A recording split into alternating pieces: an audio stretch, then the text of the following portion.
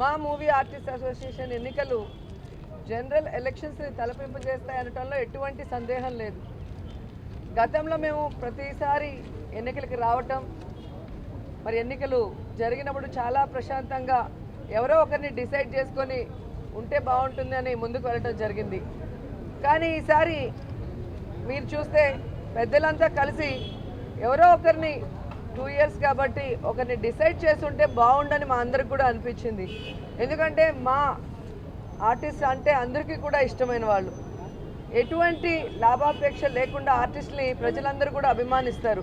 అలాంటిది ఈరోజు వాళ్ళల్లో వాళ్ళకి గ్రూపుల్లాగా వెనక ఉండే పెద్దలు చిచ్చు పెట్టి ప్రజల్లో ఈరోజు ఏంట్రా వీళ్ళు కూడా పొలిటీషియన్స్ లాగా అయిపోయారనే భావన తీసుకురావడం కొంచెం బాధగానే ఉంది. కానీ ఈ కాంపిటీషన్ అనేది ఒకందుకు మంచిదైందని నాకు అనిపిస్తుంది. ఎందుకంటే గతంలో ఓటు వేయడానికి వచ్చేవాళ్ళం, ఓటు వేయమని అడిగేవారే కానీ మరేది చెప్పేవారు కాదు. కానీ ఈ కాంపిటీషన్ వల్ల ఈ అసోసియేషన్కి నేను ఇది చేస్తాను, ఆర్టిస్టుల భవిష్యత్తు కోసం నేను ఇది చేస్తాను అని చెప్పి వాళ్ళ మేనిఫెస్టోని తీసుకురావడం చాలా మంచి పరిణామం.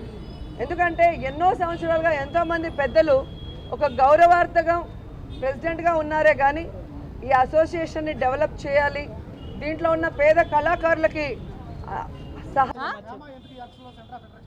హేమ ఎందుకు ఈ ఎలక్షన్లో సెంటర్ ఆఫ్ అట్రాక్షన్ అయ్యింది అనేది నన్ను అడిగే కంటే అవతల టీం వాళ్ళని అడిగితే బాగుంటుంది.